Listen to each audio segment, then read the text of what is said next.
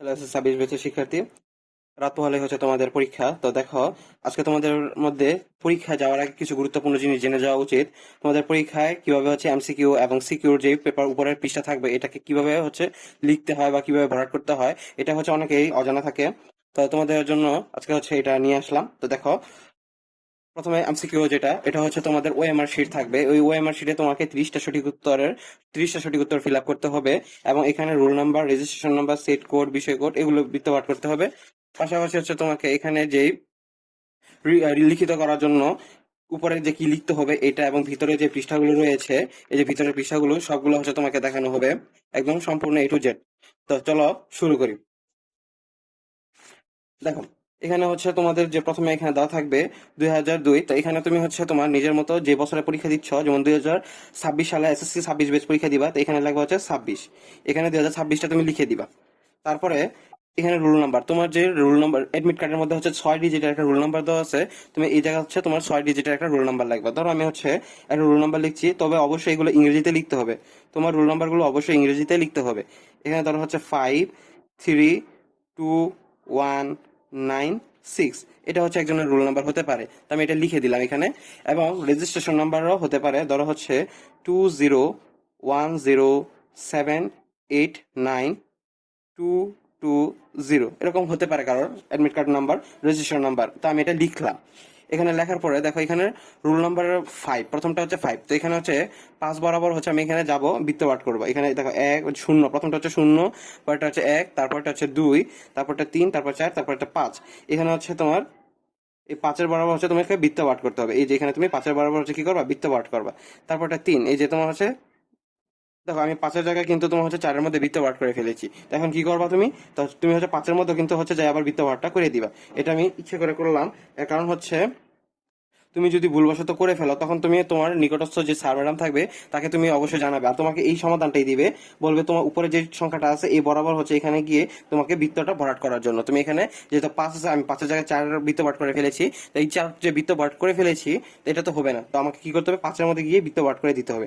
তারপরটা 3, তো 0 1 2 3, এই যে এখানে হচ্ছে তুমি বৃত্ত পাঠ করবে। তারপর হচ্ছে 2, এখানে হচ্ছে তুমি বৃত্ত পাঠ করবে।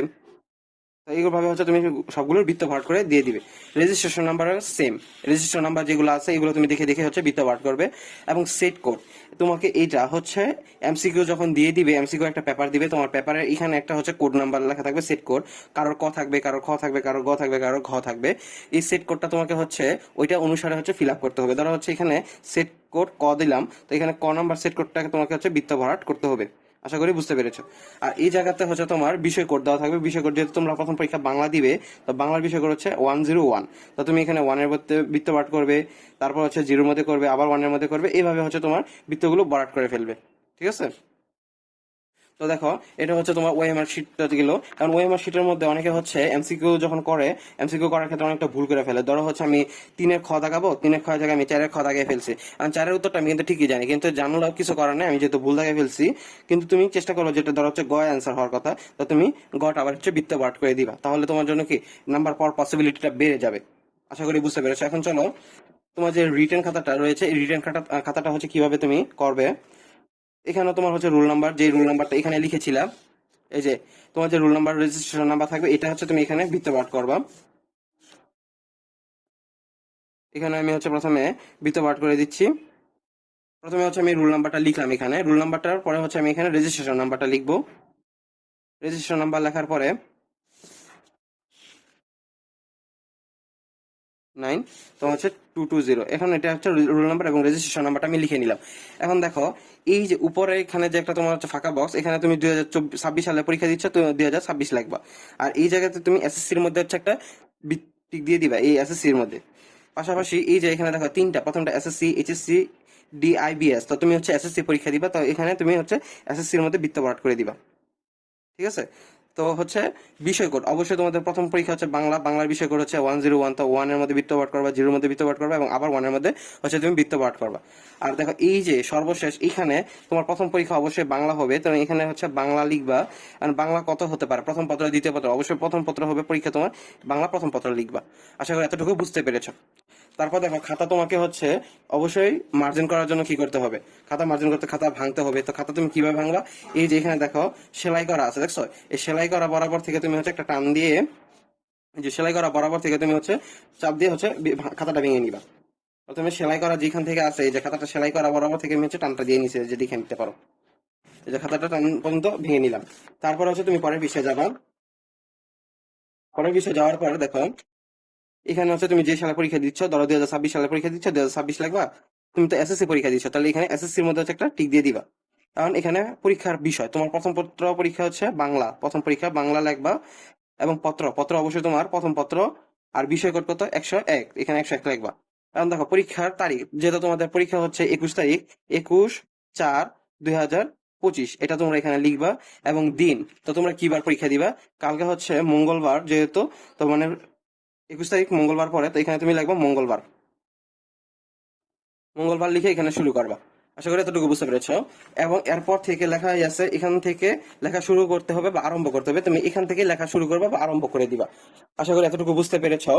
তো এখন দেখো তোমাদের যে খাতাটা সর্বশেষ যখন তোমাদের 30 মিনিট বা 30 মিনিট বা 20 মিনিট থাকবে, তুমি কয়টা ডাবল পেজ নিয়েছো, এই ডাবল পেজ গুলো তোমার কয়টা আছে, ওইটা তোমাকে এখানে লিখে দিতে হবে কয়টা নিয়েছো। ধরো তুমি 2টা নিছো বা 3টা নিছো, এখানে ধরো আমি 2টার কথা বলি, 0 2 লিখবা। তাহলে 0 2 লেখার পরে 0-এর মধ্যে হচ্ছে একবার বৃত্ত ভাট করবা এবং 2 এর মধ্যে হচ্ছে একবার বৃত্ত ভাট করে দিবা।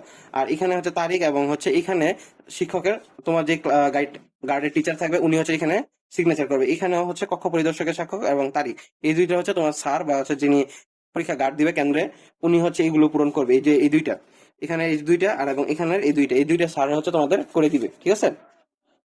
আশা করি এতটুকু বুঝতে পেরেছো। আর উপরে দেখো এই যে এখানে যে নাম্বারটা আছে, এই নাম্বারটা তোমার, এই যে এখানে যে নাম্বারগুলো রয়েছে, এই নাম্বারগুলো হচ্ছে তোমার যে খাতা দিবে, তোমার হচ্ছে রেজাল্টের কি বলে প্রেজেন্টেশন শিটের মধ্যে হচ্ছে এই নাম্বারগুলো তুলে দিতে হয়। ওএমআর এর মধ্যে হচ্ছে এমসিকিউর মধ্যে এটা তুলবা এবং রিটার্নের মধ্যে এটা তুলে দিবা, ঠিক আছে।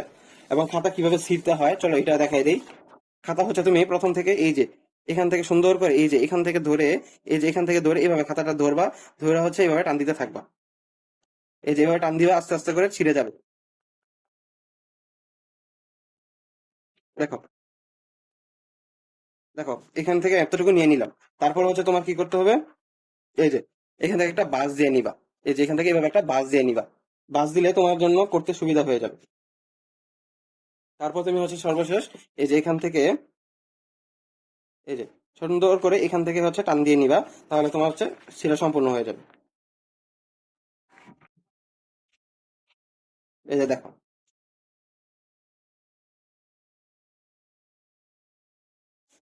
তো দেখো এখানে হচ্ছে আমি এই যে এটা ছিঁড়ে নিলাম, এটা হচ্ছে কি করতে হবে পরবর্তীতে, এটা হচ্ছে তোমার শিক্ষককে তোমার দিয়ে দিতে হবে। এবং তোমাকে এটা ছিঁড়ার দরকার নেই, তোমার শিক্ষক এটা তোমার কাছ থেকে ছিঁড়ে নিয়ে নিবে, ঠিক আছে। আজকে এই ভিডিওটি এতটুকুই পর্যন্ত ছিল। যদি তোমাদের হচ্ছে এটা উপকারে এসে থাকে, তাহলে আমাদের পেজটা তুমি ফলো করতে পারো এবং লাইক এবং তোমার বন্ধুদের মধ্যে শেয়ার করে জানাতে পারো। ধন্যবাদ সবাইকে।